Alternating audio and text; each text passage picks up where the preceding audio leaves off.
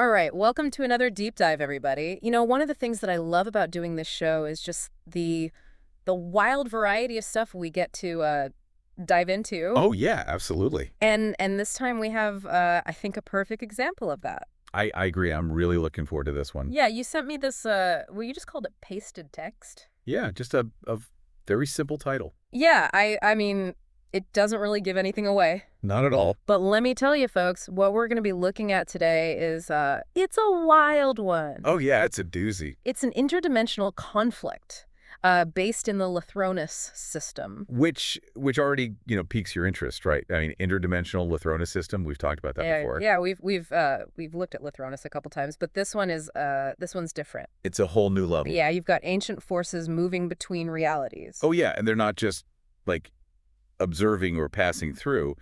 They are actively trying to shape these realities. Yeah. This is about control. This is about power. Absolutely. It's a struggle for existence, really, at its core. Yeah, and the thing that really grabbed me about this wasn't just the who, but the how. Right. It's not just your typical aliens invade scenario. Right, exactly. It's so much more intricate. Oh, so much more nuanced. You've got these, well, we'll get into them, but you've got these distinct powers, and they've all got their own unique abilities and goals. And they're all operating across different dimensions. Which makes things so much more complicated, right? I mean, you can't just send a fleet of ships. Right. It's not about brute force. Right. It's about understanding and manipulating the very fabric of reality. Which brings us to our mission for today, folks. Yeah. What are we actually trying to accomplish? Well, simply put, we want to help you navigate this crazy conflict without getting, well, totally lost. Lost in the multiverse. Yeah. Exactly. It's so easy to get bogged down in the weeds. Oh, absolutely. There are layers upon layers of complexity here. So we're going to break it down for you. We'll extract the most crucial elements. The big aha moments. So you can grasp the core of the conflict. Without having to, spend hours and hours poring over every single detail. Exactly. We're giving you the shortcut. So let's introduce our players, shall we? Oh, let's do it. First up, we've got these they're referred to as ancient lurkers. Ominous, right? But they're actually called the Vreel. The Vreel, yeah. And right off the bat, the term lurkers gives you a sense of their nature, doesn't it?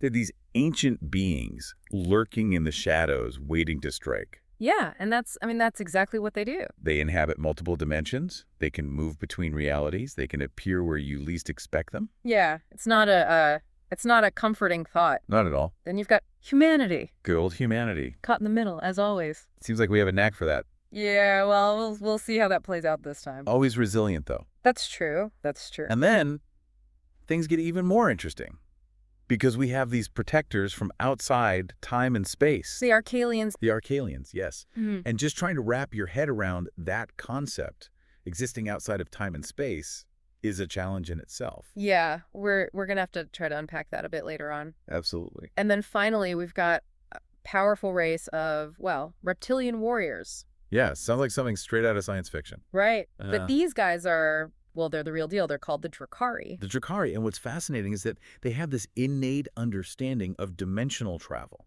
Which is, it's completely different from the Vreel, who are using technology, right? Yeah, it's not machines and gadgets for them. It's like an inherent ability woven into their very being. And that's going to lead to some really interesting clashes, I think. Oh, most definitely. So let's start digging into the nitty-gritty here. Oh, well, where do we begin?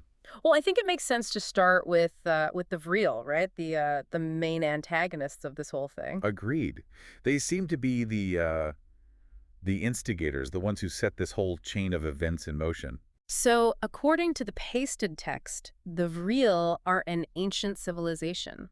Like really ancient. I mean, we're talking way back. Eons ago. Yeah, and they originated in the Lethronis system. So they have a history there. They do, but they're not there anymore. No, they've moved on to, well, some uncharted dimension. Yeah, and this is where things get a little creepy, a little ominous. Definitely. Because their goal is, well, it's pretty straightforward. Yeah, no ambiguity there. They want total domination of, well, everything. Of all existence. Yeah, all of it. Now that's ambition.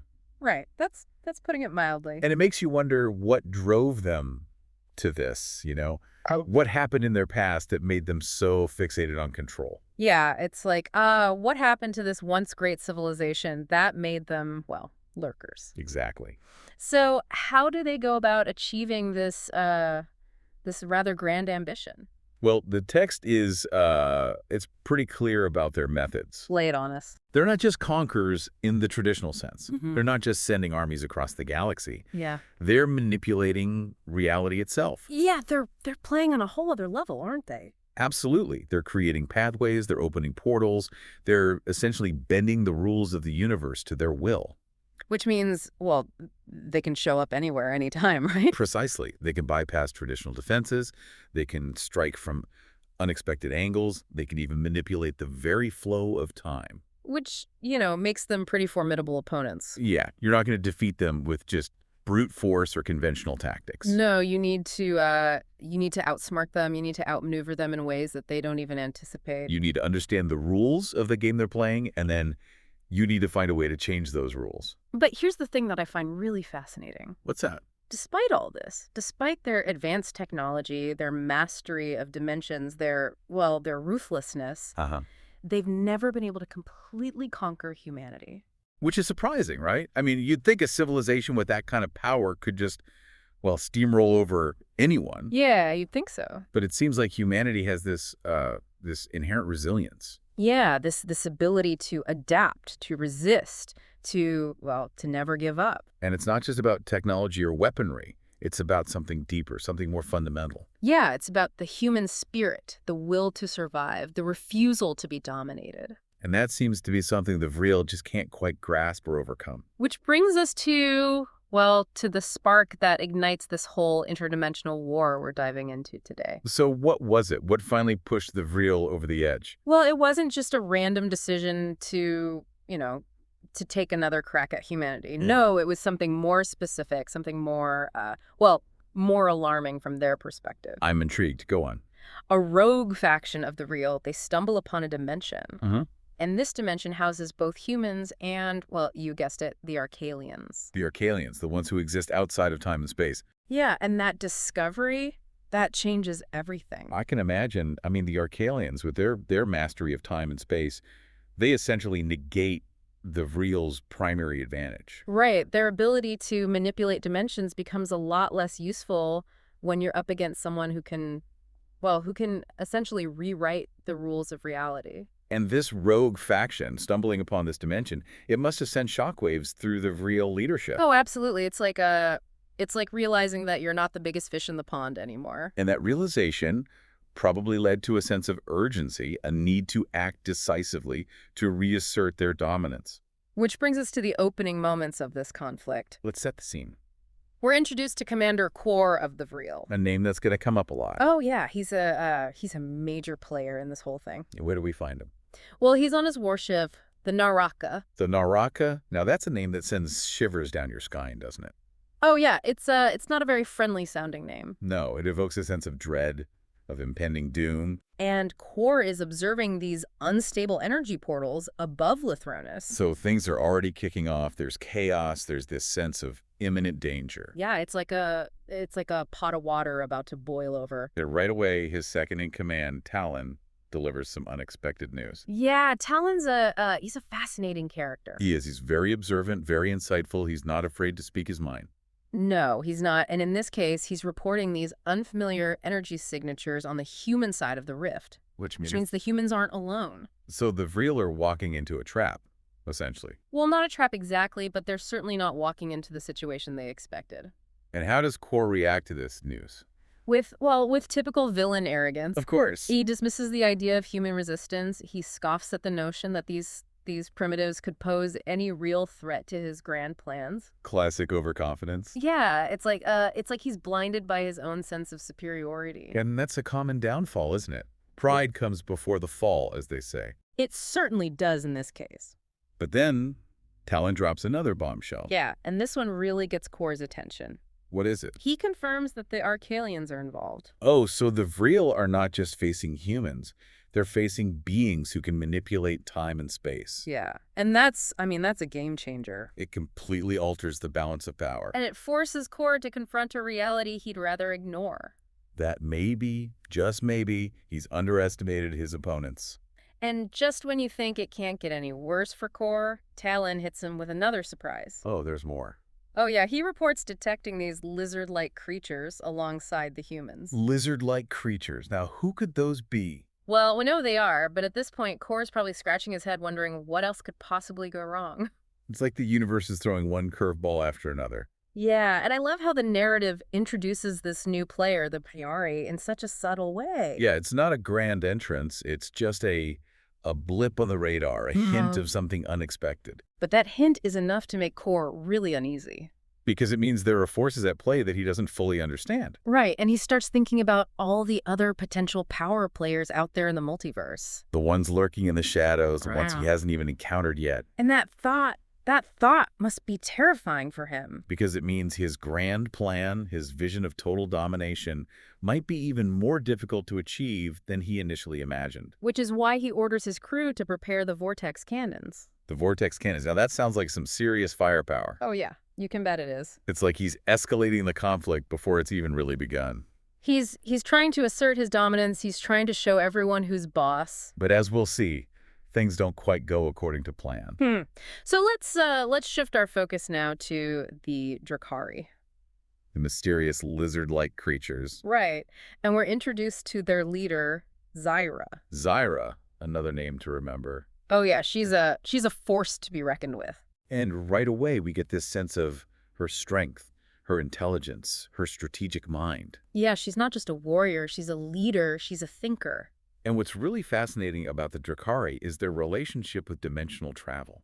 Yeah, it's completely different from the Vreel, isn't it? It is. It's not technology for them, it's biology. Yeah, it's like breathing or seeing for them. It's an innate ability, Mhm. something woven into their very DNA. Which means they can move through dimensions with an ease and a grace that the Vreel can only dream of. And they can do things that the Vreel's technology just can't replicate. They can sense shifts in the dimensional fabric, they can anticipate movements, they can even disrupt the Vreel's technology. Which is a huge advantage in this kind of conflict. Oh, absolutely. It's like having a sixth sense, a way of perceiving the battlefield that your opponent just doesn't have. And the text gives us some really interesting backstory on the Drakari as well. Fill us in. Well, it seems their past is, it's pretty fragmented. As in, they've been scattered, divided, their civilization has been disrupted. and who's to blame for that?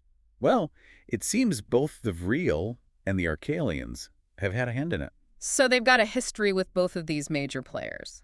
They do, and it hasn't been a very pleasant one. So it's no wonder they're willing to ally with the humans. Yeah, they've got a common enemy, a shared experience of being manipulated and controlled. It's a bond forged in hardship and adversity. And it makes for a very powerful alliance. And we see that power on full display when Zyra arrives at the scene. So take us there. What happens? Well, she quickly assesses the situation. She sees the weakening rift. She recognizes an opportunity. Exactly, and she knows they need to act fast. Strike while the iron is hot, as they say. But her Lieutenant Rook, he expresses some concern. Sensibly so, given their past encounters with both the Vreel and the Arkaelians. Right, he's cautious, he's thinking about the long game. But Zyra, she's confident. She dismisses the Arkaelian threat. Which makes you wonder, doesn't it?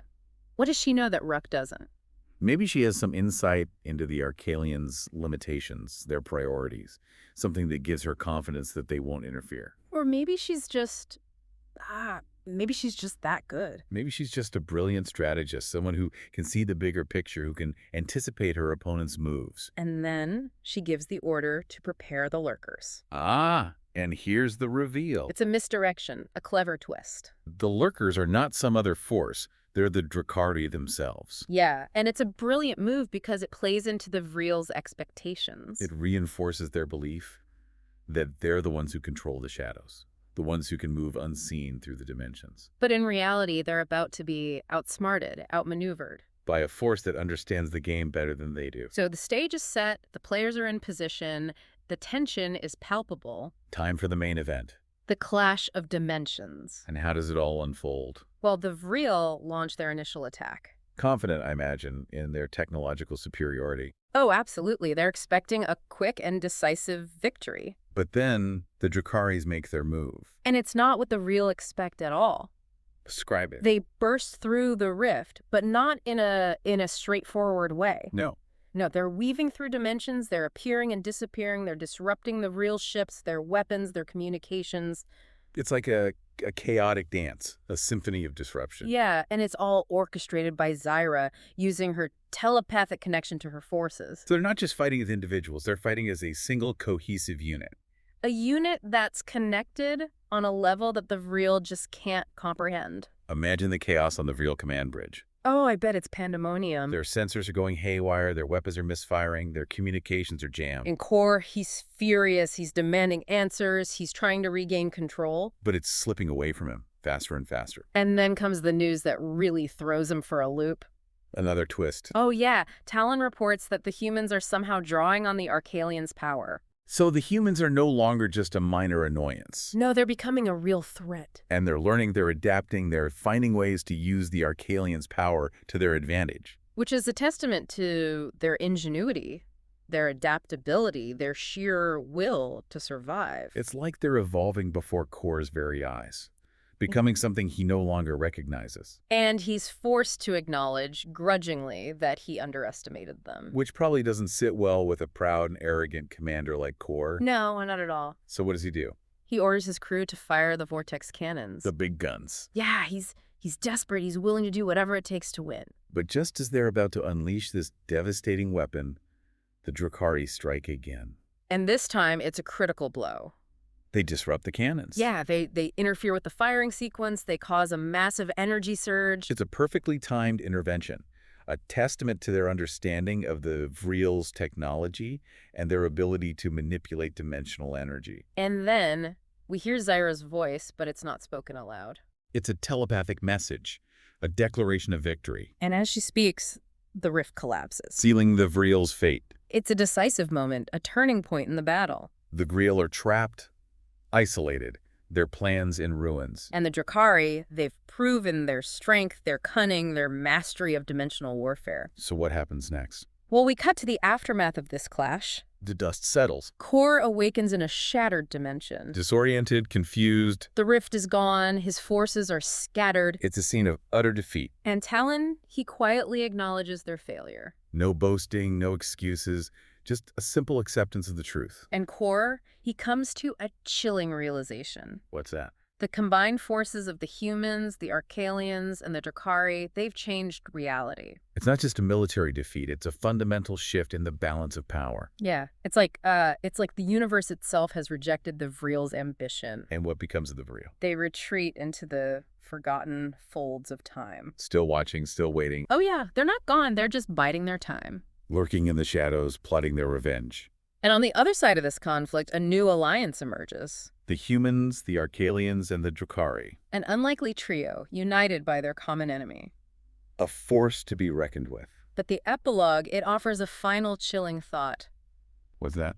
This war, this interdimensional conflict, it's just the beginning. There are other forces out there. Other threats lurking in the darkness. Yeah, forces we haven't even encountered yet. Forces that might be even more dangerous than the Vreel.